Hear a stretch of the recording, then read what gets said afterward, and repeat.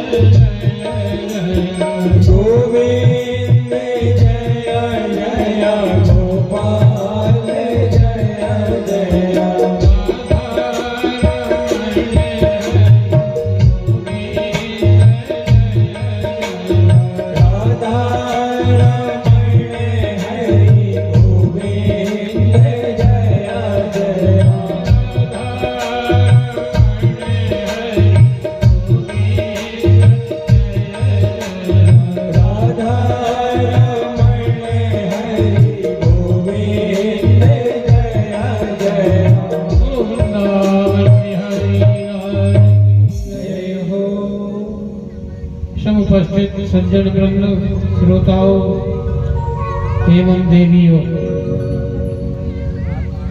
भाग्योदयेन बहुजन्म समर्जितेन सत्संगमं तु लभते पुरुषो यदा वै। कई जन्मों का फल प्राप्त होता है तब मानव योनि मिलती, और ये मनुष्य शरीर मांगने से नहीं मिलता, भगवान की इच्छा से मिलता है। जैसे हम संसार में अनेक प्रकार का कार्य करते हैं तो हमारी उन्नति होते जाती है, ऐसी किसी उन्नति से प्राप्त नहीं होता है। जीवन में उन्नति होती है कार्य करने से, लेकिन मनुष्य योनि मिलती है भगवान की कृपा से। किसी जानवर ने अच्छे काम नहीं किया है मनुष्य बन जाए,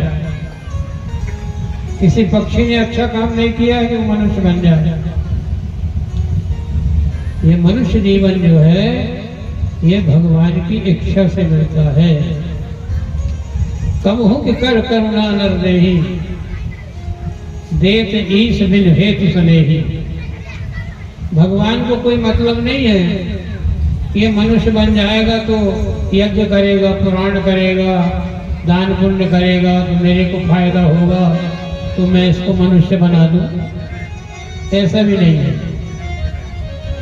जैसे एक पिता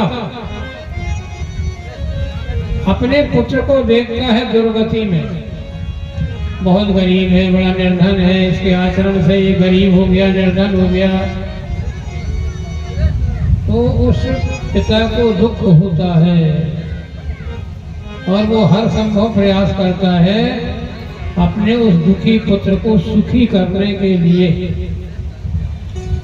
इसी प्रकार से भगवान भी इस जीव को जब देखते हैं ये नाली में पड़ा है, कीड़ा बना हुआ है, मलमूत्र में जीवन कर रहा है, तो उसे फिर दूसरी योनि देते हैं। ये क्यों देते हैं? इसलिए देते हैं कि उसने मानव जीवन में अनेक प्रकार के अधर्म किया था। माता पिता की सेवा नहीं की थी, मनमाने लोगों को डराता था, धमकाता था, चमकाता था, अभिमान के वशीभूत होकर के अनर्गल काम करता था। इसलिए उसे अनेक प्रकार की योनियों में जाना पड़ा और धीरे धीरे फिर भगवान उसको आगे बढ़ाते हैं। नालियों में पड़ा हुआ है, फिर उसे वनस्पति बना देते हैं, वनस्पति बना देते, पेड़ पौधा बना देते हैं। पेड़ पौधा के पश्चात में फिर पक्षी बना देते हैं, जानवर बना देते हैं, चौपाया बना देते हैं और फिर देखते हैं कि हाँ अब एक काम करो, इसको मनुष्य योनि दे देना चाहिए ताकि ये मनुष्य योनि में आकर के फिर सत्कर्म करेगा, परोपकार करेगा और ज्ञानवान हो जाएगा, विवेकशील हो जाएगा, फिर ये मेरे पास आ जाएगा। अपने पास आने के लिए, अपने जैसा बनाने के लिए पिता हर प्रकार के कार्य करता है अपनी संतान के लिए। उसी प्रकार से भगवान भी इस जीवात्मा को अपनी इच्छा से बढ़ाते हैं। कबहु की कर करुणा नर देही, कबहु की कर करुणा करो देही, कबहु की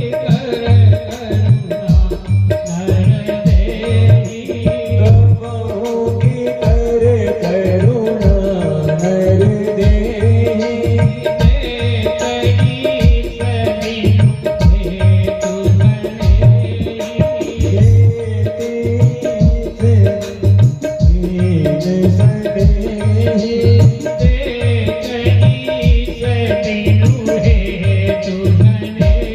देही,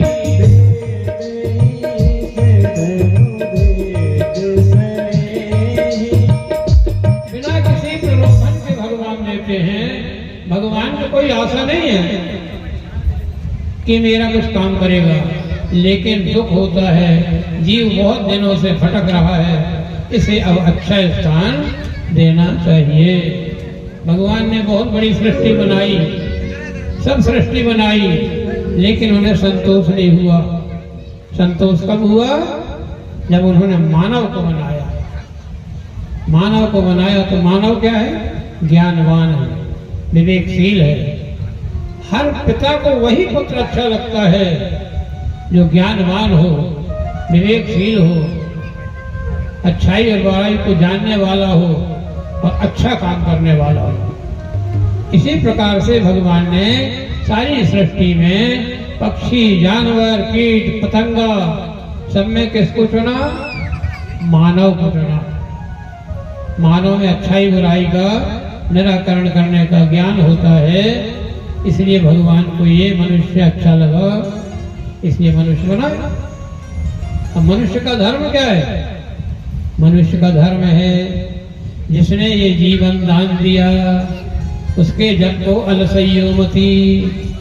जब किसी ने हमारा कुछ काम बनाया है तो उसके प्रति धन्यवाद करना चाहिए। जब हमारा कोई काम बनाता है तो हम कहते हैं ना, धन्यवाद आपने हमारा काम बना दिया। तो धन्यवाद देने का क्या काम है भगवान को? अब धन्यवाद देने का काम यही है कि जिन्होंने ये मानव जीवन दिया है उनकी याद करें, उनका नाम लें, उनका स्मरण करें, उनको ना भूलें। जब कोई खाने को देता है तो उसे भुलाया नहीं जाता, जब कोई शिक्षा देता है तो उसे भुलाया नहीं जाता, जब कोई डॉक्टर आपको स्वस्थ करता है तो उसे भुलाया नहीं जाता, गुरु से ज्ञान लेने के बाद गुरु को भुलाया नहीं जाता, याद की जाती। आपके द्वारा हमारा काम बन गया, बार बार स्मरण करना चाहिए।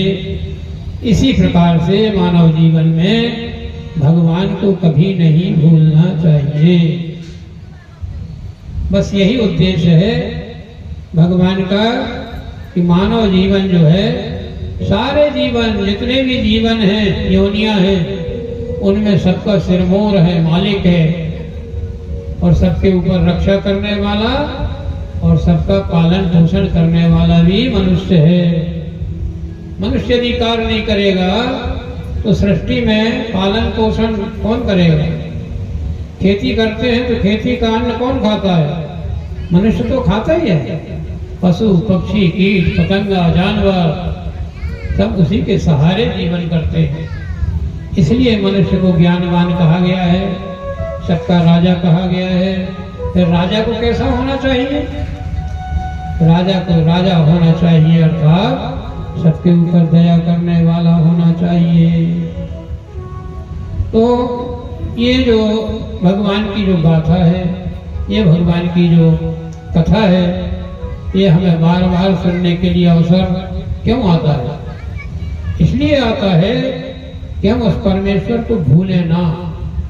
हम कहाँ भटक रहे हैं, हम किधर जा रहे हैं, हमें कहाँ जाना चाहिए, हमें क्या करना चाहिए, इन सब चीजों को बार बार हम चिंतन करें, उस पर विचार करें और उसके अनुसार चलें। भागवत पुराण कथा महाभारत अनेक स्मृति उपनिषद, इनमें जो ज्ञान भरा हुआ है वो मानव जीवन में शिक्षा के लिए है। हमें कौन सी रास्ता चलना चाहिए, क्या करना चाहिए, क्या नहीं करना चाहिए, इसलिए जो है पुराणों की कथाओं को श्रवण करना चाहिए। तो श्रीमद् भागवत कथा का जो उपाख्यान है, ये शौनकादिक ऋषियों ने सूत जी महाराज से नैमिषारण्य तीर्थ में श्रवण किया।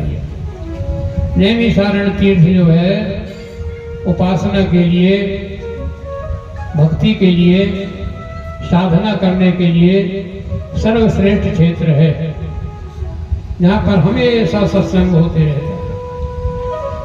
अनेक प्रकार के यज्ञ होते रहते हैं और यज्ञ के समय में सत्संग होता है। ऋषि मुनियों के, विद्वानों के बीच में समागम होता है, उसमें भगवान की पवित्र कथाओं का आयोजन होता है। तो ऋषि मुनि सूत जी से, जो कथा मातने में बड़े ही ज्ञानवंत थे, हर प्रकार की कथाओं का उनको स्मरण ज्ञान था, इसलिए ऋषि मुनि पूछते हैं कि अज्ञान को नष्ट करने के लिए ऐसा कोई उपाख्यान बताइए जिसके सुनने से, श्रवण करने से हमारे शरीर की जो मैल रूपी गुत्थियां हैं ये टूट जाए, ज्ञान की प्राप्ति हो, विवेक प्राप्त हो, भक्ति ज्ञान विज्ञान वैराग्य की प्राप्ति हो, ऐसा कोई हमें उपाख्यान सुनाइए। तो सूत जी महाराज ने शौनकादिक ऋषियों को नैमिषारण्य क्षेत्र में श्रीमद् भागवत की कथा का श्रवण कराया था। तो सुखदेव जी महाराज का ये पावन ग्रंथ है। सुखदेव जी महाराज व्यास जी के पुत्र थे और व्यास जी से उन्होंने सुखदेव जी ने कथा का श्रवण किया था। वही ये कथा जो है वो सूत जी महाराज शौनक आदि ऋषियों को सुनाते हैं।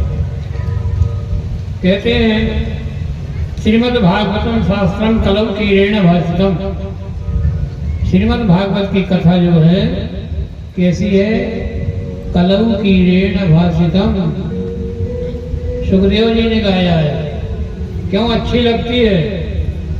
ये अच्छी इसलिए लगती है कि इसको तोते ने गाया है। सुख जी माने तोता। आप देखते हैं ना, जब आम के वृक्ष के नीचे आप जाते हैं तो फलों को देखते हैं, अरे ये सुआ कटेल है, सुआ कटेल है। मतलब सुआ ने चोंच मारी है इसमें आम में। हाँ, तो सुआ ने चोंच मारी है तो बहुत मीठा हुआ, तो बड़े प्रेम से खाते हैं उसको। जिस आम में तोता ने चोंच मारी है उसे सुआ कटेल कहते हैं ना देहात में, और वही आम सबसे मीठा लगता है। तो ये भागवत की कथा मीठी क्यों लगी? इसलिए कि इसे सुखदेव जी के मुंह से निकली, इसलिए मीठी लगी। इसमें वो रस है जो आम में है, लेकिन आम में होती है गुठली, भागवत में गुठली नहीं है। भागवत का रस जो है वो रस ही रस है, इसमें गुठली नहीं। इसका न छिलका फेंका जाता न गुठली फेंकी जाती, इसमें तो रस ही रस भरा हुआ है।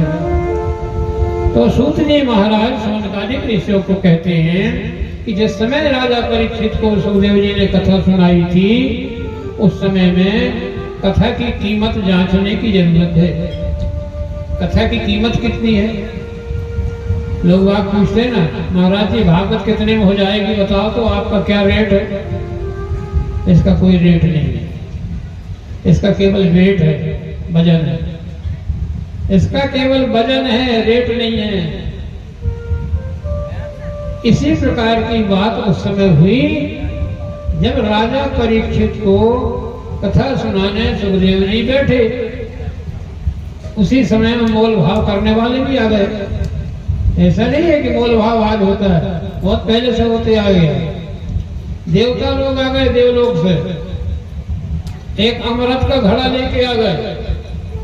घड़े में अमृत भरा हुआ था, और जैसे ही सुखदेव जी ने कथा शुरू की, उसी समय देवराज इंद्र अपने देवताओं के साथ में अमृत का घड़ा लेकर के पहुंच गए और सुखदेव जी से कहने लगे, ये अमृत का घड़ा ले लो और भागवत हमको सुना दो।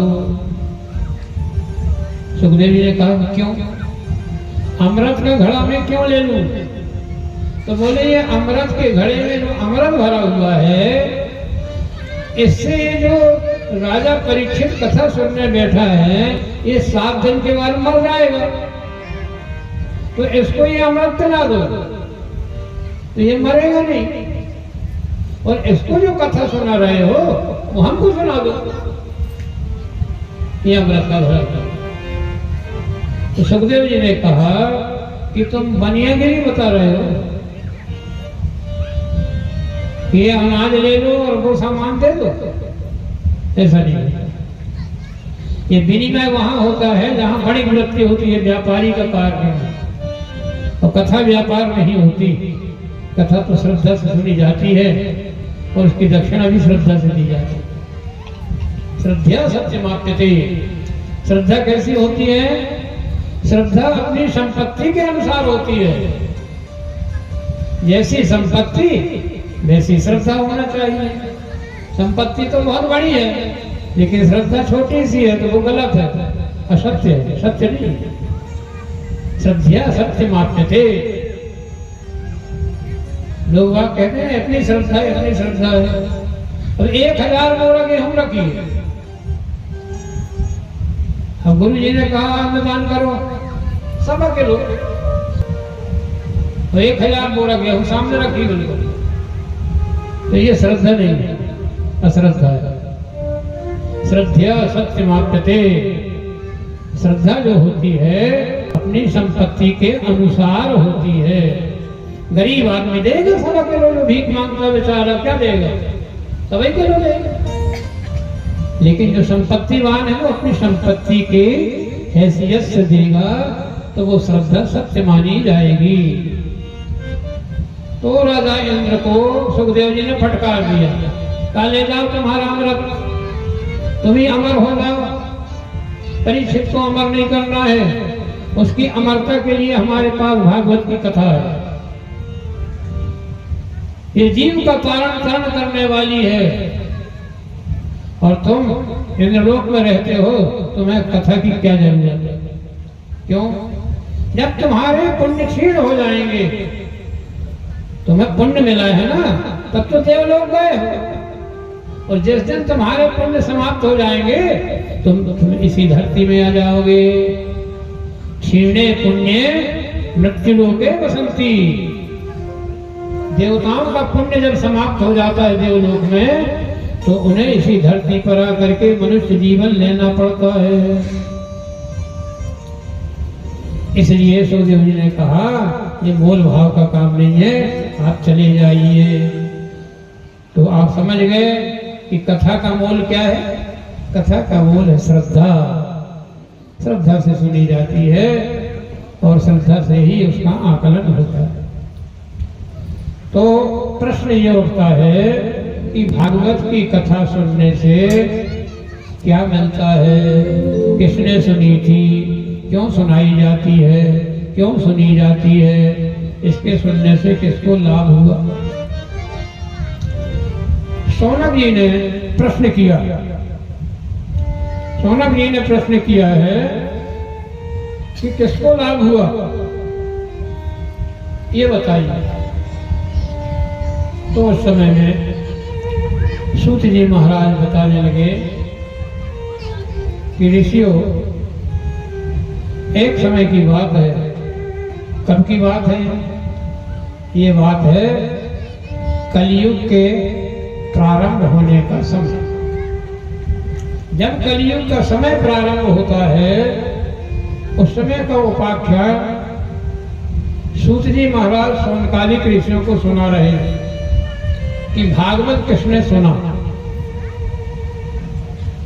तो एक समय नारद जी महाराज भ्रमण करते करते, संसार का भ्रमण करते करते मृत्यु लोक में आया। मृत्यु लोक में आए तो उन्होंने क्या देखा? एक स्त्री जो है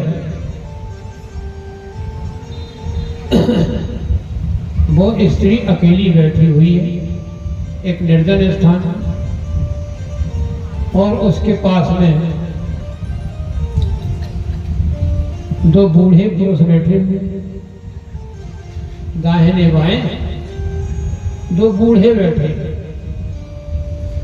और उसके आसपास बहुत सी सुंदर सुंदर स्त्रियां बैठी, और बीच में वो बैठी।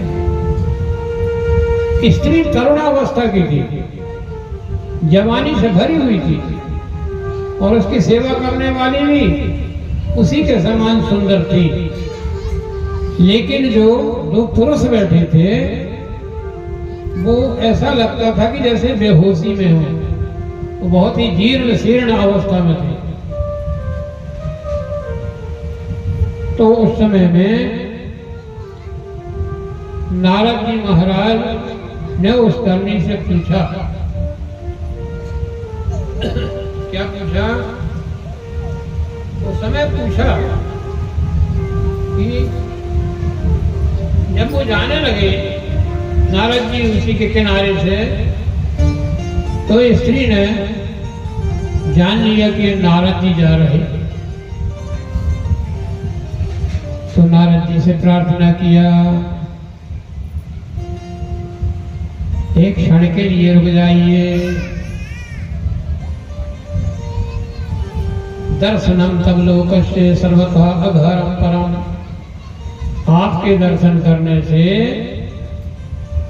आपका दर्शन करने से सारे मनोरथ पूर्ण हो जाते हैं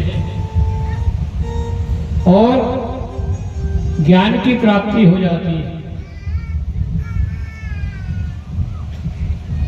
भो भो साधु क्षणं तिष्ठ मच्चिन्तामपि नाशय दर्शनम तब लोकस्य सर्वथा अघरम परम। हे साधु, एक क्षण के लिए रुक जाइए और मेरी चिंता दूर कर दीजिए, क्योंकि आपका दर्शन करने से शांति प्राप्त होती है, लोक कल्याण होता है आपके दर्शन से। इसलिए एक क्षण के लिए रुक जाइए, बैठ जाइए मेरे पास। नारद जी साधु, साधु वो है जो सरलता के साथ सबकी बात सुन सके और सरलता के साथ सबको ज्ञान दे सके, उसे साधु कहते हैं। जो दूसरों का कल्याण करने के लिए अपना समय दे दे, उसे साधु कहते हैं। नारद जी खड़े हो गए उसके पास, कहा तुम कौन हो और ये तुम्हारे पास में जो हजारों स्त्रियां बैठी हैं, ये कौन है? और ये दो बूढ़े पुरुष, ये क्या चमत्कार है? तो उस समय में उस स्त्री ने उत्तर दिया, अहम भक्ति ख्याता इमो मे तनियो मतो ज्ञान वैरागी होस्तैव कालियुगेन झरझर। अहम भक्ति ख्याता, मुझे भक्ति कहते हैं और ये मेरे दोनों बेटा हैं, ये ज्ञान वैराग्य कहलाते हैं। और कई स्त्रियां कह सहित सागरा सर्वे, ये सागर में जाने वाली पवित्र नदियां हैं, सारी पवित्र नदियां हैं, स्त्री रूप में मेरी सेवा कर रही हैं। कहा तुम भक्ति हो? बोले हाँ। और ये ज्ञान वैराग्य हैं, तुम्हारे लड़के हैं? बोले हाँ। कहे बूढ़े क्यों हो गए? ये बूढ़े क्यों हो गए? जिसकी माँ जवान बैठी है उसके लड़के बूढ़े कैसे हो गए? तो भक्ति ने उत्तर दिया, उत्पन्ने द्रविड़े देशे वृद्धि कर्नाटके गतः क्वचिन क्वचिन महाराष्ट्रे गुर्जरे जीर्णतां गतः। मैं द्रविड़ देश में, दक्षिण में द्रविड़ देश में उत्पन्न हुई, धीरे धीरे मेरी वृद्धि हुई, बड़ी हुई। कहाँ? वृद्धि कर्नाटके गता, कर्नाटक में मेरी वृद्धि हुई। क्वचिन क्वचिन महाराष्ट्र, फिर थोड़ी थोड़ी महाराष्ट्र में बढ़ी, और जैसे गुजरात की तरफ बढ़ी तो जीर्णतां गतः, मैं बूढ़ी हो गई। फिर तो बूढ़ी हो गई गुजरात में जाकर के, तो जवान कैसे हुई? तो कहा जवान इस क्षेत्र में आके हो गई। कौन सा क्षेत्र था वो? धन्यम वृंदावनम येनो भक्ति नृत्य, जहां पर भक्ति बैठी थी वो स्थान था वृंदावन का। वृंदावन में चरण रखते ही मेरा बुढ़ापा दूर हो गया और मैं फिर से जवान हो गई। तो जब तुम जवान हो गई तो तुम्हारे लड़के बूढ़े रहे? बोले हाँ। वृंदावन का जो प्रभाव है, यहाँ भक्ति कभी बूढ़ी नहीं होती, हमेशा नित नहीं रहती है, जवान रहती है। लेकिन यहाँ ज्ञान वैराग्य भी, इनको कुछ मिलता नहीं। ज्ञान वैराग्य की यहाँ कोई जरूरत नहीं है, यहाँ तो भक्ति की जरूरत है। इसलिए मुझे भरपूर आनंद मिल रहा है। लेकिन नारद जी महाराज कृपा करें, धिक्कार उस नारी को जिसके सामने उसके संतान बूढ़ी हो जाए और वो जवानी में भरी रहे, बड़ा दुख हो रहा मुझे, इसलिए ऐसी कृपा करो, कोई ऐसा मंत्र दे दो जिस मंत्र के द्वारा इनका बुढ़ापा दूर हो जाए। नारद जी ने कहा ठीक है, हम प्रयोग करते हैं।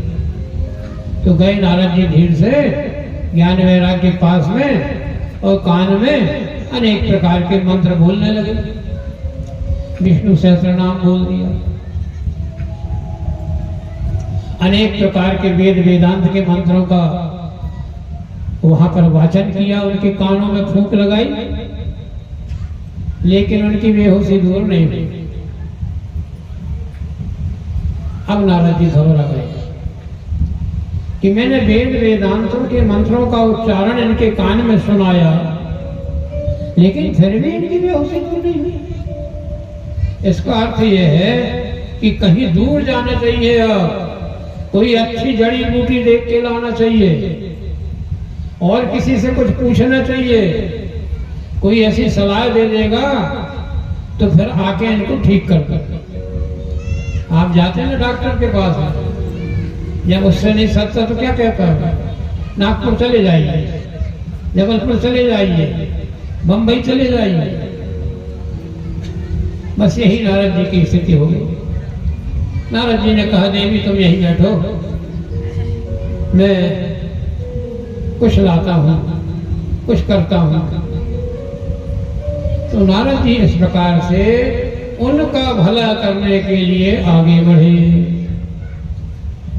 चले, नारद जी को अचानक मिल गए सनकादिक ऋषि, सनक सनंदन सनातन सनत कुमार ब्रह्मा जी के पुत्र। 5 वर्ष की अवस्था, वो 5 वर्ष की अवस्था वाले करोड़ों वर्षों का जिनका जीवन था, लंबी आयु, लेकिन अवस्था 5 वर्ष के बालक जैसी। वो सनकादिक ऋषियों से नारद जी की भेंट हुई। नारद जी का चेहरा देख करके सनकादिक ऋषियों ने उनकी व्यथा का कारण पूछा। नारद जी ने अपनी व्यथा सुना। तब सनकादिक ऋषियों ने कहा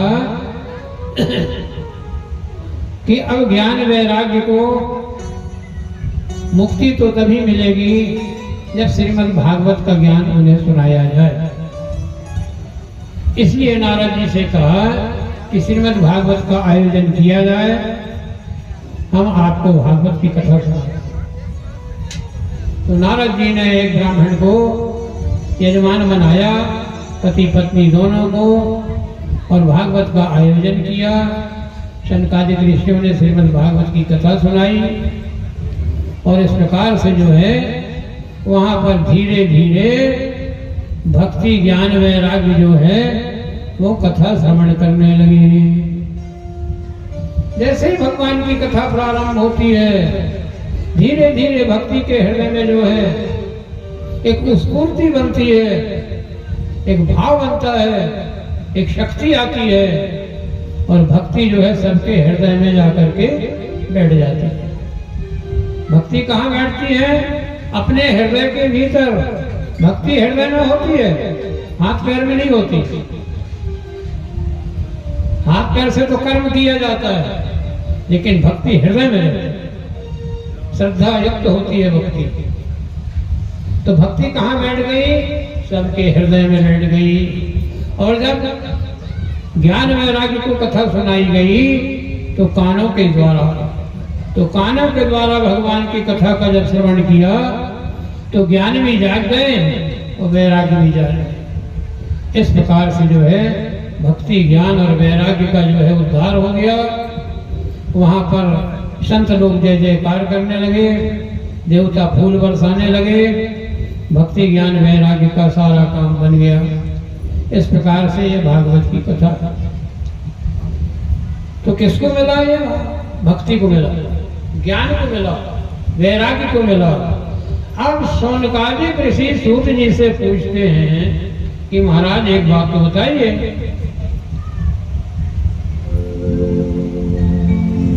ज्ञानी को ज्ञान मिल गया, वैरागी को वैराग्य मिल गया, तो भक्तों को भक्ति मिल गई। तो ये अच्छे लोगों को अच्छाई मिली। क्या किसी नालायक को भी भागवत के सुनने से फायदा हुआ? क्या किसी पापी, अत्याचारी, अनाचारी को भागवत सुनने से फायदा हुआ? क्या कोई लाभ मिला उसको?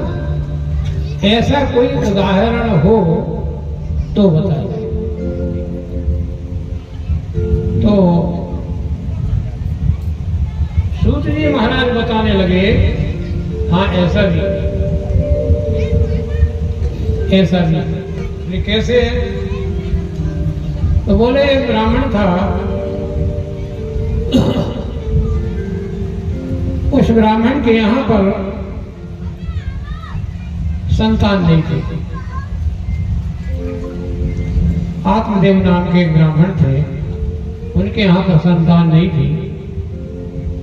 जब उनके यहाँ पर संतान नहीं हुई तो वो बड़े दुखी हो गए। तुंगभद्रा नदी के किनारे उनका आश्रम था। पत्नी थी, बड़ी सुंदर थी, लेकिन जितनी सुंदर थी उतना स्वभाव सुंदर नहीं था। शरीर तो बड़ा सुंदर, चमकदार, लेकिन स्वभाव बड़ा खराब, खुरदरा। यथा नाम तथा वंश, जैसा नाम था वैसे ही उनका काम था। उसका नाम था धुंधली। तो जैसे धुंधली नाम था वैसे काम भी धुंधुकार था। तो आत्मदेव ब्राह्मण बड़े ज्ञानी थे, सत्कर्मी थे, लेकिन पत्नी मिल गई उल्टी। अपने मन का काम करती थी, कभी पति की आज्ञा का पालन नहीं करती थी। भिक्षको भितवन लोको तत्प्रिया धुंधली स्मृतः स्वावाक्य स्थापिता नित्यम सुंदरी सुकुलोद्भवः। अच्छे कुल की थी, पर अपने कर्म के अनुसार जो है, कुल के अनुसार उसका स्वभाव नहीं रहा। लोक वार्ता रचा क्रूरा, फालतू की बातों में ज्यादा ध्यान देती थी, बड़ी कठिन थी, क्रूर थी, और अपनी बात चलाती थी। बहुजंती का बात बात में हंसने वाली, अनेक प्रकार की बात बताने वाली, हंसाने वाली, और रात दिन सखियों के बीच में बैठ करके आमोद प्रमोद की चर्चा करने वाली पति का काम नहीं करती थी। स्ववाक्य निरतः, और अपना वाक्य चलाती थी, अर्थात अपनी बात रखती थी, पति की बात नहीं मानती थी। ऐसी स्त्री के साथ में आत्मदेव ब्राह्मण ने जीवन किया। कैसा जीवन किया? गालियां सुनी अपमान सुने, गालियां सुनी अपमान सुने, गालियां सुनी अपमान सुने, गालियां सुनी अपमान सुने। जीवन छोड़न छोड़ा था, जीवन छोड़न छोड़ा था, जीवन छोड़न छोड़ा था, फिर भी वह तोरण छोड़ा था। सज्जनों इसी में समझ रखो, सज्जनों इसी में समझ रखो, सज्जनों इसी में समझ रखो, सज्जनों इसी में समझ रखो। वह घेर घेर का जोड़ा था, वह घेर घेर का जोड़ा था। कैसा जोड़ा था? केर वेर का। जैसे बेर तोड़ने जाते हो आज, तो कांटा जरूर गड़ेगा। केर वेर का जोड़ा, इस प्रकार का उसका स्वभाव था। अब बहुत कोशिश किया ब्राह्मण ने उसे सुधारने की, समझाने की, लेकिन सुधार नहीं आता। क्योंकि जैसे उसका जन्म था उसी प्रकार से उसके कार्य थे। ये समय बहुत व्यतीत हो गया।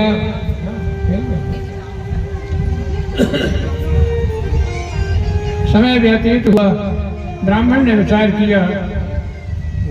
ब्राह्मण सोचने लगा समय बहुत ज्यादा हो गया है, अब हमें संतान प्राप्ति करने का कोई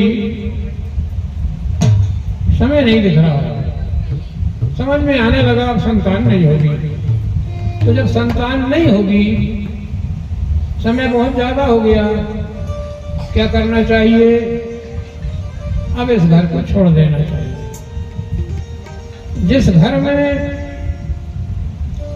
पुत्र आज्ञाकारी ना हो, जिस घर में स्त्री पति की आज्ञा के विरोध में चलती हो, जिस घर में सर्प का निवास हो, और जिस घर में भगवान के प्रति, साधु सन्यासी के प्रति अनादर हो, वो घर में जो है श्मशान के समान माना जाता है। अजामिल ब्राह्मण सोचने लगा, पत्नी के साथ जीवन बहुत लंबा हो गया, इसलिए जीवन कर रहा था कि संतान हो जाएगी। तो गालियां सुनी, अपमान सुने, बहुत गालियां सुनी मैंने अपनी पत्नी की, बहुत सहन किया हूं, लेकिन अब सहन करने के लायक नहीं है। संतान हो जाती तो सहन कर लेता, इसलिए अब यहां से चले जाना चाहिए। तो ऐसा विचार करके आत्मदेव ब्राह्मण जो है अपने घर से एक दिन निकल गए और जंगल में चले गए। जंगल में जाके विचार किया, कंदमूल फल खाना है, पानी पीना है, और जितने दिन का जीवन हो वो तो जीना पड़ेगा, लेकिन घर में रहने से क्या फायदा, यहाँ भगवान का कम से कम भजन है। इसलिए आ गए निर्जन स्थान में। तालाब था एक किनारे पर, वहां जाकर के पानी पिया और एक वृक्ष के नीचे जाकर के बैठने का विचार किया। लेकिन जैसे ही वृक्ष के किनारे गए तो वहां एक सन्यासी बैठे। जैसे सन्यासी को देखा तो ब्राह्मण का हृदय जो है वो द्रवित हो गया। मरने की इच्छा से आए थे कि जंगल में जाएंगे, कोई हिंसक जीव जंतु हमको खा जाएगा, मर जाएंगे, लेकिन इस घर से अच्छे हैं जहाँ रात दिन लड़ाई और विरोध रखा है, पत्नी है। लेकिन सन्यासी को देख करके भाव जो है ठंडे हो गए और सन्यासी के चरणों में अपना माथा झुकाया। वो माथा झुका करके उनके चरण पकड़ लिए। महाराज मेरा उद्धार कर दो। बोले क्या बात है? कहा महाराज मुझे संतान नहीं है, मुझे संतान देने का कोई मंत्र दे दो, कोई आशीर्वाद दे दो। तो जो महात्मा जी बैठे थे दंडी सन्यासी थे, दंड रखा हुआ था, दंड कमंडल साथ में। तो कहा कि बेटा हम तुम्हारे मस्तक की तरफ देख रहे हैं, सप्त जन्मावधि पुत्रम नहीं बेचा, नहीं बेचा, तुम्हारे 7 जन्म तक कोई पुत्र नहीं है। बोले महाराज 7 जन्म? बोले हाँ, ये जन्म तो है ही, आगे के 6 जन्म और है तुम्हारे, पर तुम्हारे औरस संतान नहीं है। औरस माने तुम्हारी शरीर की शक्ति से संतान नहीं। का नहीं महाराज, मैंने सुना है जो दंडी सन्यासी होते हैं वो विष्णु भगवान के स्वरूप होते हैं। जो दंड धारण कर लेता है वो नारायण हो जाता है। तो जब आप नारायण मिल गए तो आशीर्वाद तो देना पड़ेगा और मुझे संतान की प्राप्ति हो जाएगी, मुझे विश्वास। बार बार कहा सन्यासी ने,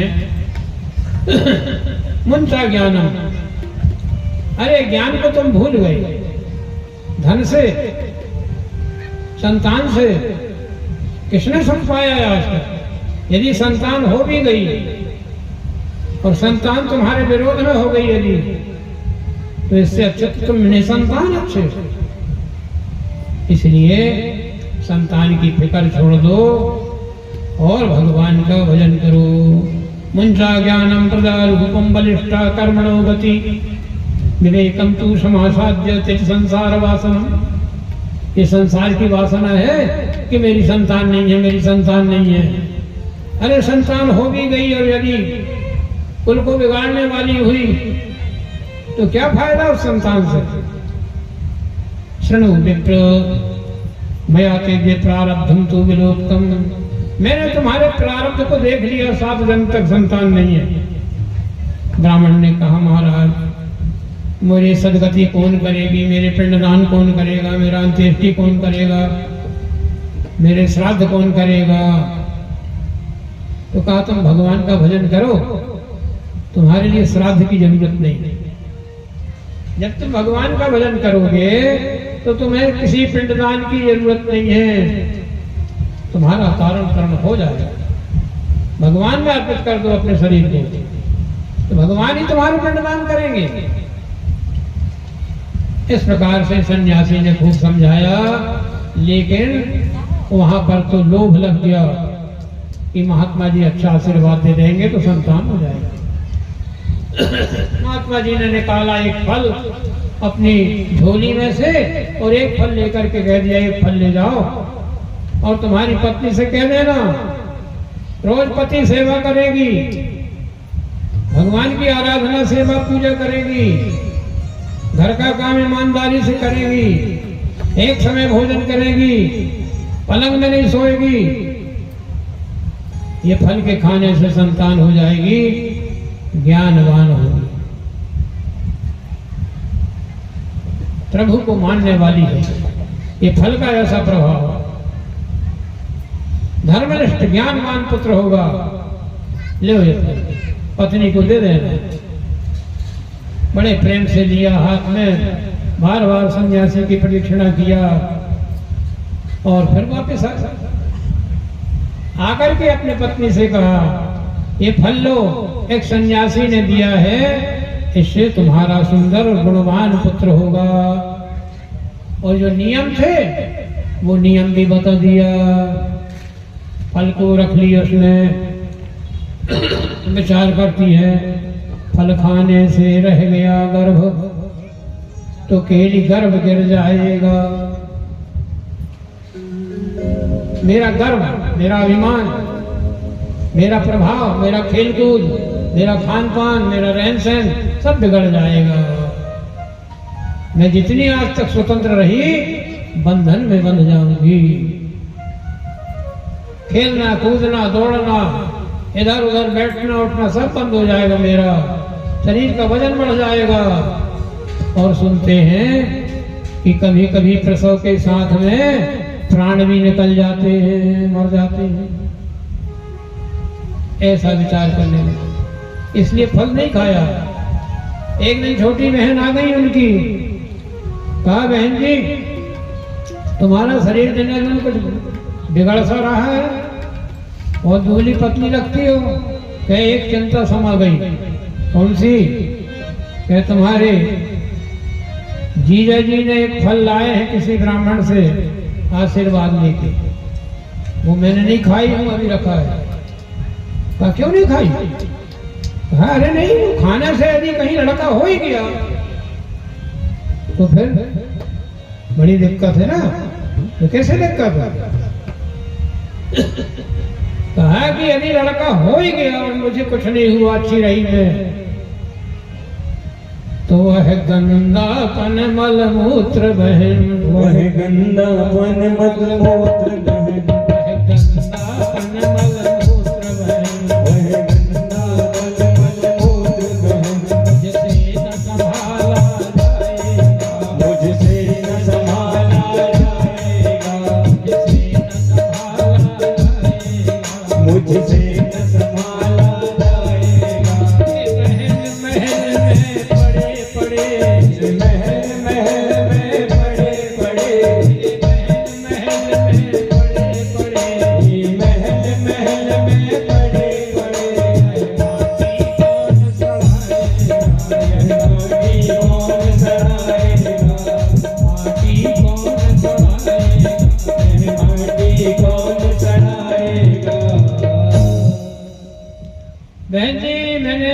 तक तुम्हारे जीजा जी के कपड़े नहीं धोई हूं। मुझे गंदापन पसंद नहीं, मैं तो हमेशा चकाचक रही, मुझे ये बर्दाश्त नहीं है। अब लड़का हो जाएगा तो वो गंदापन करेगा, मैं कहां तक उसका गंदापन ठीक करूंगा। खेलना कूदना दौड़ना खाना पीना अभी मन का खाती हूँ, और घर में रह जाएगा तो परहेज का खाना पड़ेगा। तो ये बर्दाश्त नहीं है, इसलिए फल रखा है। एक काम कर, तू पढ़ी लिखी है, मैं तो पढ़ी लिखी कम हूँ, तू ज्यादा पढ़ी लिखी है ना, तो जरा कोई रास्ता बता दे। देखिए जरा रास्ता जी कैसी बताई जाती संसार में। जैसा व्यक्ति है वैसी रास्ता, जैसा भाव है वैसा, जैसा चेले का भाव वैसा गुरु का भाव। तो छोटी बहन क्या कहती है, एक उपाय है। ये कौन सा? कहा कि 3 महीना हो गए तुम्हारे फल को आए हुए। कहा हाँ 3 महीने हुए। तो कहा कि 3 महीने का मेरा भी पेट है, मेरे पेट में भी 3 महीने का गर्भ है। तो जब मेरा बच्चा पैदा होने का समय आ जाएगा तो मैं तेरे यहाँ आ जाऊंगी, और मेरा बच्चा पैदा होगा तेरा कहलाएगा। का तेरे ससुराल वाले कहेंगे कि बच्चा कहाँ गया, तो मैं कह दूंगी कि खराब हो गया, काम बन गया। हाँ बोले ठीक है बन जाएगा। और बोले वो जो फल रखा है अलमारी में उसका क्या होगा? कहा तुम्हारे यहाँ आज तक कोई गाय नहीं जनी, जितनी भी गाय तुम्हारे यहाँ है आज तक एक भी गाय नहीं जनी। एक काम करो, वो गाय को खिला दो। यदि सन्यासी सच्चा है तो पता लग जाएगा। गाय से लड़का हुआ तो समझ लो सन्यासी सच्चा था, और नहीं हुआ तो सब विवाद है। कहाँ तेरी अकल काम आई। ठीक, तो वो फल लिया और गाय को खिला दिया। समय आया, जब समय आया तो बालक हुआ। किसका? छोटी बहन जी का। उन्होंने बालक दे दिया, वो बालक लेकर के सो गई और वो दौड़ दौड़ करके काम करने लगी। कहा एक काम तो कर, इसको दूध कौन पिलाएगा? तो कहा कि हमारे घर वालों को जरा थोड़ा बहुत कुछ दे देना और कह देना कि वो तो तुम्हारा गर्भ खराब हो गया, अब तुमको दूध आया होगा, एक काम करो बालक पाल दो। हाँ ये भी बात ठीक। तो इस प्रकार से दोनों ने साठ गांठ बना करके उस बालक को पालना शुरू कर दिया। अब नामकरण का समय आया तो पंडित जी ने खोले अपने पंचांग। ज्ञानवान थे पंडित। कहा क्या कर रहे हो? कहा बालक का नामकरण करना है, खबरदार बालक मेरा और नाम मैं रखूंगी। कहा तू ही रख ले, आज तक तेरी मानते ही आया हूं, आज और मान लेता। क्या नाम रखा? बोले मैं धुंधली, मेरा बेटा धुंधकारी। तो धुंधकारी नाम रखा, जैसी माँ वैसा बेटा। अब धुंधकारी नाम रख लिया।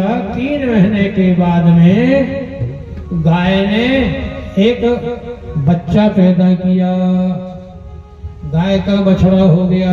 बछड़ा कैसा था? मनुष्य के शरीर, पूरा शरीर मनुष्य का, सुंदर सुडौल, और कान लंबे लंबे गाय के समान। भाई जिससे पैदा हुआ है उसके शरीर का कुछ तो असर होगा।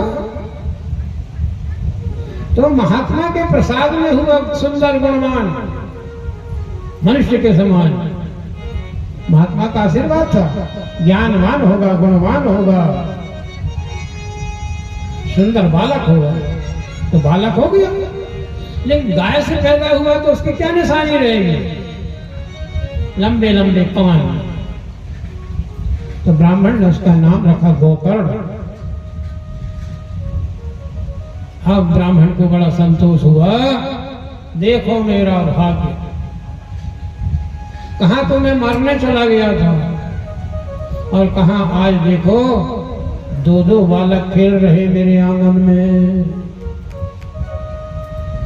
बड़ा प्रसन्न हुआ, बड़ा प्रसन्न हुआ, बड़ा प्रसन्न हुआ। अब बालक बड़े हो गए, एक का नाम धुंधकारी, एक का नाम गोकर्ण। जाओ बेटा पढ़ने के लिए। तो गुरु जी के यहाँ पहुंचाए पढ़ने के लिए।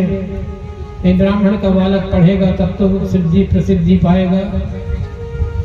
तो गोकर्ण ने तो अच्छा मन बनाया अपना पढ़ने में, विद्यावान बना। लेकिन धुंधकारी महाखला, बड़ा दुष्ट निकला। पढ़ने में मन नहीं उसका, इधर उधर खेलना कूदना। अब जवान हो गए तो गोकर्ण तो ज्ञानी पंडित बन गए, वेद शास्त्रों का अध्ययन करने लगा और धुंधकारी वेश्याओं के साथ घूमने लगा। वेश्याओं को क्या चाहिए? धन चाहिए। उन्हें आपके बल से मतलब नहीं, उन्हें आपके शरीर से मतलब नहीं, उनको आपसे ज्ञान से मतलब नहीं है, उनको केवल धन से मतलब है। वेश्याओं को आप ज्ञानवान हो, स्वरूपवान हो, धनवान हो, बड़े विद्यावान हो, चतुर हो, उससे कोई लेना देना नहीं वेश्या को। उसको तो पैसे चाहिए, धन चाहिए। इसलिए अब धुंधकारी क्या करें? तो घर का जितना भी धन था वो ले जा करके वेश्याओं का घर भर दिया। अब धन समाप्त हो गया तो क्या करें? तो चोरी करने लगे, डाका मारने लगे। और गोकर्ण तीर्थों में भ्रमण करते हुए अनेक प्रकार के वेद शास्त्रों का श्रवण करने लगे, श्रवण कराने लगे। ज्ञानवान पंडित बन गए। एक दिन किसी सेठ महाजन के यहाँ से बहुत सा धन चुरा करके लाया धुंधकारी ने और अपनी उन वेश्याओं को दिया। 5 स्त्रियों के साथ में रहता था।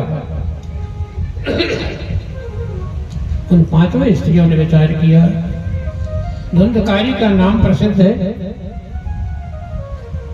और यदि धुंधकारी पकड़ा गया और इसको मार पड़ी यदि राज कर्मचारियों के द्वारा, तो ये धन बता देगा कि धन कहाँ है। धन तो हमारे पास है। बहुत सारा सोना लूट के लाया था, सबको 5 को सजा दिया था। तो 5 ने विचार किया, गवाहीदार को समाप्त कर देना चाहिए। इसलिए धुंधकारी सोया हुआ है, चारपाई में रस्सियों से कस दिया। मदिरा पान करता था, बेहोश था, तो रस्सियों से कस दिया चारपाई में और जलते हुए अंगारे लाई लकड़ियां तो धुंधकारी के मुंह में डाल दिया। धधक धधक करके उसका मुंह जो है वो जल गया। जब जल गया तो उसकी रस्सियां खोल करके एक गड्ढे में ले जा करके डाल दिया। उनकी ऐसी दुर्गति होगी जिनकी प्यारी वैश्या होगी, जो सगे बाप की सगी नहीं, वो और किसी की क्या होगी। वैश्या के संग से मान सम्मान धन सब चला जाता है। अब वैश्याओं ने उसकी इस प्रकार की दुर्गति की, धुंधकारी के प्रेत योनि प्राप्त हो गई। प्रेत योनि में कुछ नहीं मिलता सिवाय घूमने के, कुछ नहीं है। वायु के रूप में घूमता रहता है, केवल वायु पान करने का अवसर मिलता है, पानी और खाने पीने का कोई प्रबंध नहीं है। गोकर्ण घूमते घूमते जब पता लगा कि हमारा भाई मर गया तो उन्होंने कई जगह पिंडदान किए। जिस तीर्थ में जाते वहीं पिंडदान करते, श्राद्ध करते, ब्राह्मणों को खिलाते पिलाते हैं। और एक दिन आए अपने मकान में, चारपाई में सो गए। अर्धरात्रि के समय धुंधकारी जो है उपद्रव करने लगा। कभी इंद्र बन जाता है, देवता बन जाता है, कभी हाथी बन जाता है, कभी घोड़ा बन जाता है। बड़े चमत्कार दिखाए। तो गोकर्ण ने सोचा कि क्या है यहाँ पर, तो कमंडल से जल लिया, मंत्र पढ़ करके जैसे ही फेंका आसपास, तो वैसे धुंधकारी एक जगह खड़ा हो गया और वहां बहक बहक करके रोने लगा। उसके रोने की आवाज सुन करके पूछा, कौन हो तुम, कौन हो तुम? नहीं बोला। दोबारा फिर लिया अंजलि में जल, तो मंत्र पढ़ करके जैसे ही आवाज जिधर से आ रही थी उधर फिर फेंका, तो उस मंत्र के प्रभाव से धुंधकारी की आवाज निकल गई। कहा, भैया मैं तुम्हारा भाई हूँ। कौन हो तुम? बोले धुंधकारी। बोले तुम किस अवस्था में हो? बोले मैं प्रेत योनि में। सो जगह कराया पिंडदान, सो जगह कराया पिंडदान, सो जगह कराया पिंडदान, सो जगह कराया पिंडदान। और पातक पिंड न टूट सका, पर पातक पिंड न टूट सका, पातक पिंड न टूट सका। पर पातक पिंड न टूट सका। सो जगह लगाया तार तार, सो जगह लगाया तार तार। पर माया कारण टूट सका, पर माया कारण टूट सका। भैया 100 जगह पिंडदान कराया सभी तीर्थों में, लेकिन तुम्हारी प्रेत योनि नहीं गई। कहा, भैया मैंने जितनी कमाई किया है ना, उसके अनुसार तुमने दान पुण्य कम किया। लाओ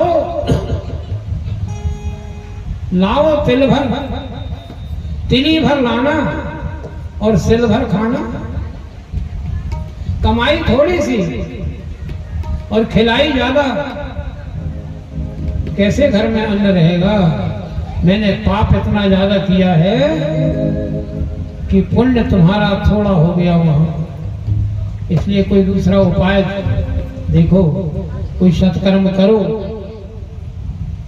अब गोकर्ण सोचने लगा, मैंने गया में पिंडदान करके आ गया। गया पिंडदान के बाद में तो प्रेत योनि समाप्त हो जाती है, फिर ये प्रेत क्यों बनाया अभी तक?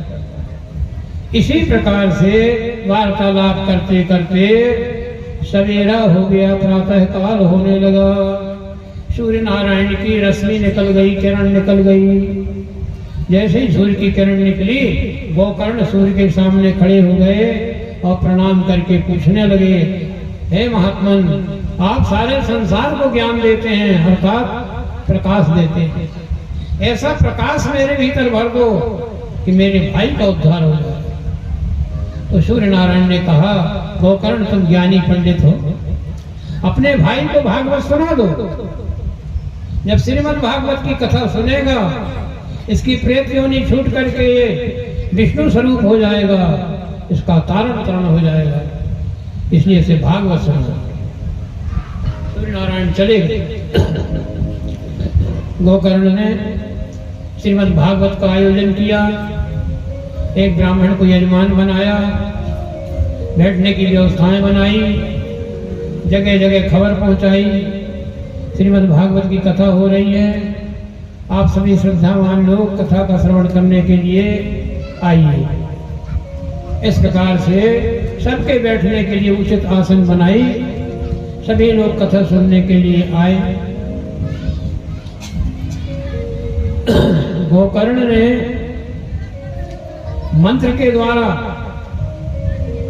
उसे एक बांस में बैठने के लिए कहा कि तुम इस बांस के भीतर बैठ जाओ और यहां बैठ करके कथा सुनना, और कथा पूरी सुनना, इधर उधर दिमाग मत लगाना, तो तुम्हारा उद्धार हो जाएगा। तो प्रेत का स्वभाव है, कहीं एक जगह बैठ के नहीं रहता, लेकिन गोकर्ण ने बांधा उसे अपने बंधन में मंत्र के द्वारा। और एक बांस का डंडा था, उस बांस में कहा सबसे नीचे बैठ जाओ, यहाँ कहीं जाने की जरूरत नहीं।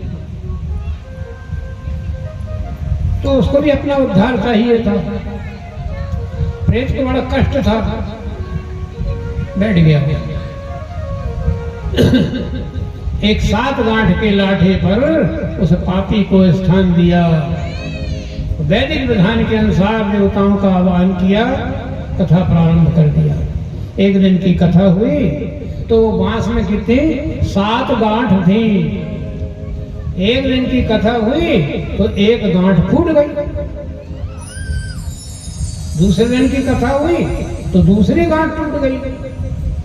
7 दिन की कथा हुई, 7 गांठ टूट गई। ये समझ लो धुंधकारी के जीवन की 7 गांठें थी, टूट गई। और वो बांस जो था वो फट गया और बांस की जगह में धुंधकारी 4 भुजा वाला बन करके खड़ा हो गया।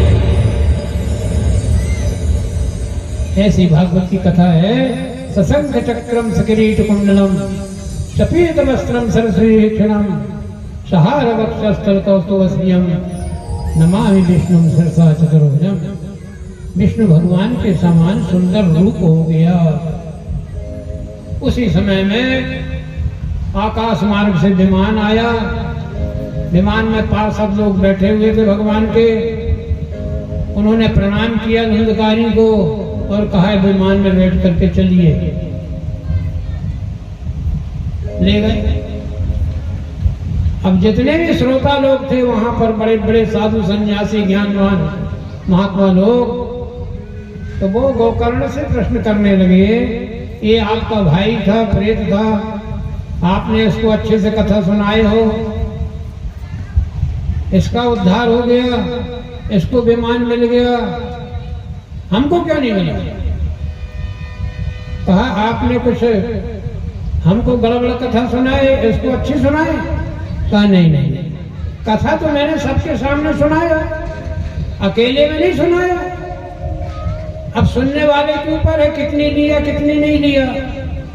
मेरा भाई तो एक जगह बैठा रहा और तुम कभी इधर बैठे, कभी उधर बैठे, कभी उधर बैठे, कभी तुम्हारे पैर लंबे हैं तो कभी छोटे हैं, आज कुछ खाए कल कुछ खाए, सवेरे कुछ खाए शाम को कुछ खाए, ये काम तुम्हारा। तो तुम्हारे ना खाने में ठिकाना था, न पीने में ठिकाना था, न बैठने में ठिकाना था, न सुनने में ठिकाना था। तुम तो बीच बीच में बात करते थे, कथा कहाँ सुने तुम? इसलिए तुम यहीं बैठे रहे।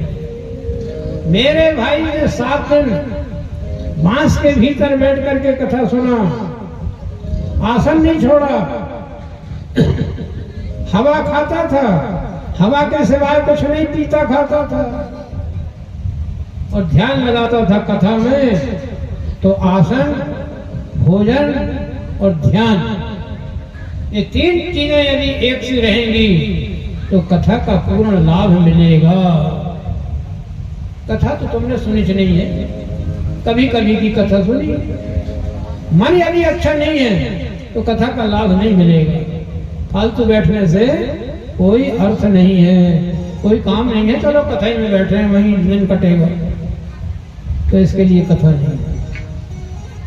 कथा है व्यथा को दूर करने के लिए, और जिस कथा से व्यथा दूर नहीं हुई उस कथा को सुनने से क्या लाभ? तो भैया यदि अच्छे से कथा सुनोगे तो तुम भी वैकुंठ चले जाओगे। तो कहा अच्छा फिर से कथा सुना दो। जितने वहां बैठे थे सब कहने लगे फिर से कथा सुना दो, फिर शुरू करो। तो गोकर्ण ने फिर से कथा सुनाना प्रारंभ किया। सबने मन लगा करके कथा सुनी और सबके लिए विमान आए और सब विमान में बैठ करके सब वैकुंठ चले गए।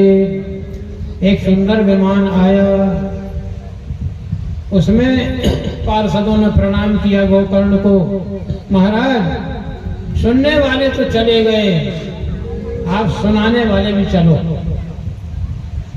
तो गोकर्ण को भी बिठाया विमान में और कहाँ ले गए? गोलोक ले गए, जहाँ भगवान श्री कृष्ण का परम धाम है गोलोक। ऐसे गोलोक में गोकर्ण को विमान में बैठा करके पार्षद ले गए। बोलो वृंदावन बिहारी लाल की जय हो। इस प्रकार से ज्ञानियों को ज्ञान मिलता है, भक्तों को भक्ति मिलती है, वैरागियों को वैराग्य मिलता है और पापियों को सद्गति मिलती है। अपने अपने भाव के अनुसार कथा का प्रभाव होता है। इस प्रकार से आज की कथा यहीं पर विश्राम लेती है। अब कल की कथा में जो है आप लोग सुनेंगे। राजा परीक्षित को भगवान सुखदेव जी महाराज ने 7 दिन कथा सुनाए थे। वो परीक्षित जी का जन्म, महाभारत का कुछ उपाख्यान और भगवान बाराह का जो अवतार हुआ था, हिरण्याक्ष का वध भगवान विष्णु ने 12 रूप धारण करके किया था, उन कथाओं को आप सुनेंगे। आज का पहला दिन है, समय भी ज़्यादा हो गया। वैसे समय तो बिल्कुल ठीक है, क्योंकि 3 बजे तो आप आ नहीं सकते और हम भी बैठ नहीं सकते, इसलिए आप भी समय से आइए। और ये तो दुकान है एक प्रकार की, है ना, तो यदि खरीदने वाले यदि जल्दी आ गए तो दुकान तो खोलना पड़ेगा। इसलिए आपके ऊपर है, आप जितने बजे आएंगे हम उतने बजे कथा शुरू कर देंगे। बोलो वृंदावन बिहारी लाल की जय। जय हो। आइए हम सभी भगवान की आरती करें।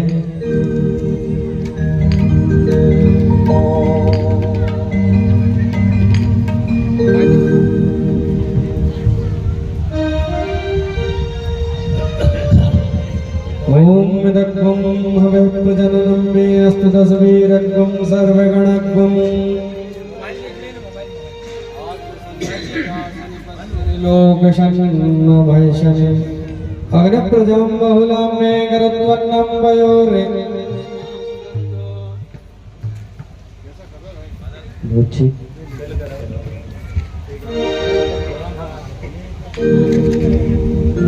चंद्रमा